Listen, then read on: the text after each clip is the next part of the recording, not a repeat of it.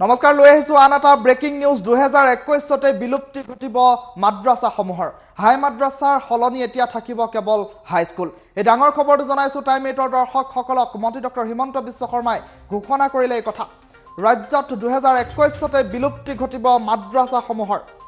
2021 ত অন্তিমবাৰৰ বাবে হাই মাদ্ৰাসা পৰীক্ষা অনুষ্ঠিত হ'ব আৰু মাদ্ৰাসাক ৰূপান্তৰ কৰা হ'ব সাধাৰণ বিদ্যালয়লৈ হাই মাদ্ৰাসা সমূহক ৰূপান্তৰ কৰা হ'ব হাই স্কুললৈ আৰু 2021 ত অন্তিমবাৰৰ বাবে অনুষ্ঠিত হ'ব হাই মাদ্ৰাসা পৰীক্ষা আৰু মাদ্ৰাসা সমূহক ৰূপান্তৰিত কৰা হ'ব সাধাৰণ বিদ্যালয়লৈ আৰু হাই মাদ্ৰাসা সমূহক ৰূপান্তৰিত কৰা হ'ব হাই স্কুললৈ আৰু হাই মাদ্ৰাসা পৰীক্ষা আৰু নাথাকিব অন্তিমবাৰৰ বাবে 2021 বৰ্ষত অনুষ্ঠিত হ'ব হাই মাদ্ৰাসা পৰীক্ষা ৰাজ্যিক মাদ্ৰাসা বৰ্ডকো ইতিমধ্যে ভংগ কৰা হ'ব বুলি উল্লেখ কৰা হৈছে আৰু হাই মাদ্ৰাসা সমূহ জনাজাত হ'ব হাই স্কুল বুলি এই ডাঙৰ খবৰটো জনাইছো টাইম 8ৰ দৰ্শকসকলক ৰাজ্যত 2021 তে বিলুপ্তি ঘটিব মাদ্ৰাসা সমূহৰ মাদ্ৰাসা শিক্ষা বন্ধ হৈ পৰিব 2021 ত অন্তিমবাৰৰ বাবে হাই মাদ্ৰাসা পৰীক্ষা অনুষ্ঠিত হ'ব আৰু বন্ধ হৈ পৰিব 189খন হাই মাদ্ৰাসা আৰু 542খন মাদ্ৰাসা বিদ্যালয় বন্ধ কৰা হ'ব 2021 চনত এই ডাঙৰ খবৰটো জনাইছো টাইম 8ৰ দৰ্শকসকলক ৰাজ্যত 2021 তে বিলুপ্তি ঘটিব আৰু 2021 ত অন্তিমবাৰৰ বাবে হাই মাদ্ৰাসা পৰীক্ষা অনুষ্ঠিত কৰা হ'ব ৰাজ্যখনত মাদ্ৰাসাক ৰূপান্তৰ কৰা হ'ব সাধাৰণ বিদ্যালয়লৈ আৰু বিদ্যালয়সমূহক হাই মাদ্ৰাসাসমূহক হাই স্কুললৈ ৰূপান্তৰ কৰা হ'ব আৰু হাই মাদ্ৰাসা পৰীক্ষা নাথাকিব ৰাজ্যিক মাদ্ৰাসা বৰ্ডকো ইতিমধ্যে ভংগ কৰা হ'ব বুলি মন্ত্ৰী ডক্টৰ হিমন্ত বিশ্ব শৰ্মাই উল্লেখ কৰিছে আৰু হাই মাদ্ৰাসাসমূহ এতিয়াৰ পৰা জনাজাত হ'ব হাই স্কুল বুলি ৰাজ্যত 2021 তে বিলুপ্তি ঘটিব হাই মাদ্ৰাসা অথবা মাদ্ৰাসাসমূহৰ মন্ত্ৰী ডক্টৰ হিমন্ত বিশ্ব শৰ্মাৰ মন্তব্য আহি পৰিছে শুনাই লৈছো অসমত ইতিমধ্যে সংক্ষেপতে ওলাইছে যে যোৱাকালি অসমৰ মন্ত্ৰীসভাই মাদ্ৰাসা সমূহক জেনেৰেল এডুকেশ্যনেল স্কুললৈ ৰূপান্তৰ কৰাৰ বাবে সিদ্ধান্ত গ্ৰহণ কৰিছে গতিকে এই সিদ্ধান্তৰ ওপৰত আপোনালোকক মই অলপমান ডিটেইলছত মই জনাব খুজিছোঁ আমাৰ ৰাজ্যখনত বৰ্তমানলৈকে 189খন হাই মাদ্ৰাসা স্কুল আছে এই হাই মাদ্ৰাসা স্কুলসমূহ সেৱাৰ অন্তৰ্গত সেৱাই তেওঁলোকক পৰিচালনা কৰে অন্যান্য জেনেৰেল এডুকেশ্যনতকৈ ইয়াৰ পাৰ্থক্য এইটোৱে আছিলে যে আন সকলোবোৰ কোৰ্চ সেৱাৰ কিন্তু দুখন 50-50 নম্বৰৰ এখন নে দুখন 100 কিমান কিন্তু 50 নম্বৰ তেওঁলোকক কোৰানৰ ওপৰত শিক্ষা দিয়া হয় আৰু সেই কাৰণে এই ইনষ্টিটিউচনবিলাকক সাধাৰণ স্কুল বুলি নকৈ এই যে 50 নম্বৰৰ তেওঁলোকৰ এটা কোৰানৰ ওপৰত পাঠ্যক্ৰম আছে যাক আমি আৰবী ভাষাত কি বুলি কওঁ ফিকা এণ্ড আকাইদ বুলি কয় ফিকা এণ্ড আকাইদ এই সাবজেক্টটো থকা কাৰণে কলেজিয়েট স্কুল আৰু হাই মাদ্ৰাসা স্কুলৰ মাজত পাৰ্থক্য এটা থাকিছিল সেইকাৰণে কলেজিয়েটৰ পৰা কোনোবা যদি এপিয়াৰ কৰে তাক হাই স্কুল শিক্ষান্ত বুলি কয় আৰু এই মাদ্ৰাসাবিলাকৰ পৰা এপিয়াৰ কৰিলে কোৰ্চটো সব একেই থাকে কিন্তু এই 50 নম্বৰৰ ধৰ্মীয় শিক্ষাৰ কাৰণে তেওঁলোকক হাই মাদ্ৰাসা বুলি কোৱা হয় আদাৰৱাইজ মেথ সায়েন্স সকলোবোৰ একে সো প্ৰথম আমি সিদ্ধান্ত ললো যে এই 189খন স্কুলৰ পৰা হাই মাদ্ৰাসা শব্দটো আঁতৰি যাব the word high madrasa will be removed along with the word high madrasa তেওঁলোকৰ যিটো এই 50 নম্বৰৰ ধৰ্মীয় শিক্ষা আছিলে কোৰানৰ ওপৰত সেইটো নোহোৱা হৈ যাব that part will be dropped গতিকে বেসিক্যালি ইয়াত আৰু কোনো ডিস্টিংশন নাথাকিব সকলো হাই মাদ্ৰাছাৰ পৰিৱৰ্তে হাই স্কুল বুলি তেওঁলোক জনাজাত হ'ব এইখিনি হল যিখিনি সেবাৰ লগত এফিলিয়েটেড আছিলে আৰু সেবাৰ জৰিয়তে তেওঁলোকৰ শৈক্ষিক কেৰিকুলাম পৰিচালনা কৰা হয় Originally, yet almost 90% general education asile, 10% he dharmiyo shikkha asile. Gotike 189 schoolor pra dharmiyo shikkha khini atori joar lage lage. Gute high madrasa bilak secular hoi poribo. Aru high madrasa shobdotu tar pra bilupti hobo. Gotike 2022 sonor metric porikhar pora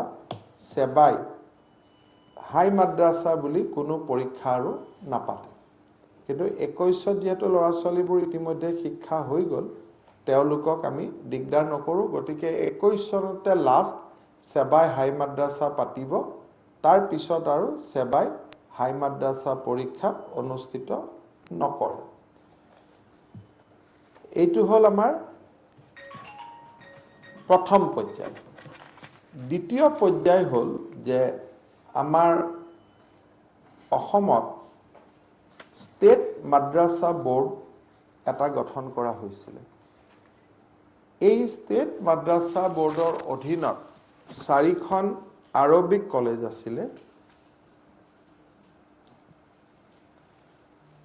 14খন title মাদ্ৰাসা আছিল senior মাদ্ৰাসা 138 আছিল আৰু pre senior মাদ্ৰাসা 230 আছিল এই 542 ইনষ্টিটিউচনত দুটা পঢ়া হৈছিল এটা হল আমাৰ নৰ্মেল হায়াৰ সেকেন্ডাৰী এডুকেশন কাউন্সিলে প্ৰিস্ক্ৰাইব কৰা সিলেবাস আৰু আনটো হল পিউৰলি থিওলজিক্যাল সাবজেক্ট অন ইসলাম যোৱাকালি আমি কেবিনেটত আমি লোৱা সিদ্ধান্ত কেটা হল যে State Madrasa Board shall stand dissolved from the declaration of the result of examination to be held in academic year 2021-22 তাৰ মানে এই বছৰৰ পৰীক্ষাটো হৈ যোৱাৰ লগে লগে 2021-22 পৰীক্ষাটো হৈ যোৱাৰ লগে লগে State Madrasa Board will be dissolved হেতু হল যে লাস্ট স্টুডেন্ট খিনি লাস্ট সুযোগ দিয়াৰ লগে লগে এটো হৈ যাব তাৰ পিছত এই মাদ্ৰাসা ইনষ্টিটিউট বিলাকৰ যি আছিলে তেওঁলোকৰ একাডেমিক যেটো অথৰিটি আৰু এডমিনিষ্ট্ৰেটিভ অথৰিটি হেতু ডাইৰেক্টৰ সেকেন্ডাৰী এডুকেশনলৈকে ৰূপান্তৰ হ'ব এই গুটেই মাদ্ৰাসা বিলাকৰ নামৰ পৰা মাদ্ৰাসা শব্দটো নোহোৱা হৈ পৰিব তৃতীয়তে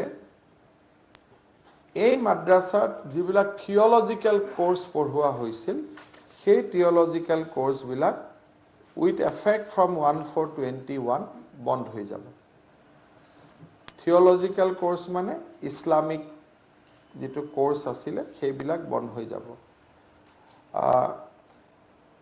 এওঁলোকৰ শিক্ষকসকলে আমি যিবিলাকে থিওলজিক্যাল সাবজেক্টত শিক্ষা দান দিছিল তেওঁলোকক আমি ট্ৰেইনিং কৰাম যাতে তেওঁলোকে জেনাৰেল এডুকেশনৰ ওপৰত তেওঁলোকে ল'ৰা ছোৱালী পঢ়াব পৰা অৱস্থাত আহি যায় যিমান বিলাক আমাৰ আৰবিক কলেজ আছিল এই আৰবিক কলেজ বিলাক এই সিদ্ধান্তৰ বেসিছত তেওঁলোকক হায়াৰ সেকেন্ডাৰী স্কুল হিচাপে ৰূপান্তৰিত হ'ব আৰু আৰবিক কাউন্সিল বিলাক হায়াৰ সেকেন্ডাৰী এডুকেশন কাউন্সিলৰ অধীনত যাব আৰু তাৰ শিক্ষাটো কাউন্সিলৰ শিক্ষাটো আৰম্ভ হ'ব ঠিক তেনেকে প্ৰি সিনিয়ৰ আৰু সিনিয়ৰ মাদ্ৰাসা এওঁলোকৰ কেৰিকুলামটো এসসিআৰটি কেৰিকুলাম হ'ব তাৰ মানে যেটো নৰ্মেল এডুকেশন হেতু আৰম্ভ হ'ব এইখিনি কৰিব যাওঁতে আমাৰ এখন বিধানসভাত আমি আইন এখন আনিব লাগিব য'ত মাদ্ৰাছা যিখন আইনৰ অধীনত প্ৰভিন্সিয়েলাইজ হৈছিল সেইখন আমি ৰিপিল কৰিব লাগিব আৰু সেই ৰিপিল কৰা আইনখন অহা 27-28 এই মাহৰ শেষত যি বিধানসভা আছে তাত আইনখন আহিব আৰু চৰকাৰে সেইখন পাছ কৰাবৰ কাৰণে যত্ন কৰিব বাকি most of the work can be done by amending rules আৰু issuing notification কালি কেবিনেটে সেইখিনি অনুমোদন দিছে so next 3 to 4 daysৰ ভিতৰত আমাৰ নতুন ৰুলখনো নটিফাই হ'ব য'ত মাদ্ৰাছা এডুকেশ্যন নাথাকিব আৰু বাকি নটিফিকেশ্যনৰ থ্ৰুদি যিখিনি কৰিবলগীয়া কাম যে মাদ্ৰাছা ৱৰ্ডটো উঠি যোৱা হাই মাদ্ৰাছা ৱৰ্ডটো উঠি যোৱা থিওলজিক্যাল সাবজেক্টখিনি উঠি যোৱা এইখিনি আমি অধিসূচনা মতে কৰিব পাৰো এইখিনি অধিসূচনা হ'ব সো যদি আমি টেকনিক্যাল টাৰ্মসটো বাদ দিও সিম্পল হ'ব যে মাদ্ৰাছা বোৰ্ড নাথাকিব সেবা আৰু কাউন্সিললৈকে এওঁলোকৰ একাডেমিক এক্টিয়াৰটো আহিব এডমিনিষ্ট্ৰেটিভ অধিকাৰটো ডাইৰেক্টৰ অফ সেকেন্ডাৰী এডুকেশ্যনত আহিব আৰু এই মাদ্ৰাছা বিলাকৰ পৰা মাদ্ৰাছা নামটো নোহোৱা হৈ যাব নামৰ লগত থিওলজিক্যাল সাবজেক্ট বিলাক নোহোৱা হ'ব তাৰ জায়গাত জেনাৰেল অংক বিজ্ঞান আদি সাবজেক্ট চলা আৰম্ভ হ'ব গতিকে এইখিনি আমাৰ মাদ্ৰাছাৰ আৰু এই মন্তব্য শুনালো মন্ত্ৰী ডক্টৰ হিমন্ত বিশ্ব শৰ্মাৰ আন এটা গুৰুত্বপূৰ্ণ খবৰ জনাইছো টাইম 8ৰ দৰ্শকসকলক সংস্কৃত টুল ৰূপান্তৰ হ'ব সংস্কৃত অধ্যয়ন কেন্দ্ৰলৈ এই ডাঙৰ খবৰটো টাইম 8ৰ দৰ্শকসকললৈ লৈ আহিছো সংস্কৃত টুল এতিয়া ৰূপান্তৰিত হ'ব সংস্কৃত অধ্যয়ন ক্ষেত্ৰলৈ য'ত থাকিব ডিগ্ৰী ডিপ্ল'মাৰ শিক্ষাও সংস্কৃত টুলসমূহক এতিয়া ৰূপান্তৰিত কৰা হৈছে আৰু তাৰ সমান্তৰালকৈ ডিগ্ৰী ডিপ্ল'মাৰ কোৰ্ছো অন্তৰ্ভুক্ত কৰা হৈছে আৰু কুমাৰ ভাস্কৰ বৰ্মা বিশ্ববিদ্যালয়ৰ অধীনত এই শিক্ষা প্ৰদান কৰা হ'ব সংস্কৃত টুলসমূহক এতিয়া সংস্কৃত অধ্যয়ন ক্ষেত্ৰলৈ পৰ্যবেক্ষিত কৰা হৈছে ভাৰতীয় সভ্যতাৰ শিক্ষা প্ৰদান কৰা হ'ব সংস্কৃত অধ্যয়ন কেন্দ্ৰসমূহত এই মুহূৰ্তত এটা গুৰুত্বপূৰ্ণ খবৰ জনাইছো সংস্কৃত টুল ৰূপান্তৰ হ'ব সংস্কৃত অধ্যয়ন কেন্দ্ৰলৈ য'ত থাকিব ডিগ্ৰী ডিপ্ল'মাৰ শিক্ষা কুমাৰ ভাস্কৰ বৰ্মা বিশ্ববিদ্যালয়ৰ অধীনত এই শিক্ষা লাভ কৰিব শিক্ষাৰ্থীসকলে ভাৰতীয় সভ্যতাৰ শিক্ষা প্ৰদান কৰা হ'ব সংস্কৃত অধ্যয়ন কেন্দ্ৰসমূহত মন্ত্ৰী ডক্টৰ হিমন্ত বিশ্ব শৰ্মাৰ মন্তব্য আহি পৰিছে শুনাই লৈছো ডিসিশনখিনিৰ লগত সংস্কৃত টুলবিলাকো আমি কনভাৰ্ট কৰিম সেইকেইটা হ'ব বেসিক্যালি কুমাৰ ভাস্কৰ বৰ্মা ইউনিভাৰ্সিটিয়ে এই সংস্কৃত টুলবিলাকত এটা ভাৰতৰ ইতিহাস আৰু সংস্কৃতি তাৰ ওপৰত এই সংস্কৃত টুলবিলাক তাৰ অধ্যয়ন কেন্দ্ৰলৈ ৰূপান্তৰিত হ'ব এটা ডিগ্ৰী আৰু ডিপ্ল'মা কোৰ্স চলিব under the Kumar Bhaskar Varma Sanskrit and ancient studies বিশ্ববিদ্যালয়ৰ তলত তাৰমানে ইয়াত আৰু এতিয়া শাস্ত্ৰী বান যিবিলাক পৰীক্ষা পাতিছিল ইমান দেৰি সেইবিলাক নোহোৱা হৈ যাব সংস্কৃত টুলত তাৰ জায়গাত ভাৰতৰ ইতিহাস আৰু পুৰাতন সংস্কৃতি তাৰ ওপৰত লৰা ছোৱালীয়ে শিকিব ডিগ্ৰী ডিপ্ল'মা থাকিব আৰু এই ডিসিশনখিনিৰ লগত সংস্কৃত বোৰ্ডখনো ইনফেক্ট আগতেই নোহোৱা হৈছিল এওঁলোক ভাস্কৰ বৰ্মাৰ অধীনলৈকেও গুচি গৈছিল কিন্তু বেসিক্যালি ইয়াত খালি ডিগ্ৰী আৰু ডিপ্ল'মা কোৰ্সেছ চলিব অন ইণ্ডিয়ান হিষ্ট্ৰী আৰু এনচিয়েন্ট কালচাৰৰ ওপৰত সংস্কৃত টুলখিনিত গতিকে কাৰ্যত সংস্কৃত টুলৰ যিটো শিক্ষা সেইটো নাথাকিব কিন্তু ভাৰতৰ বিষয়ে তাত জানিব পাৰিব এইখিনি হ'ল কালি লোৱা কেবিনেটৰ সিদ্ধান্ত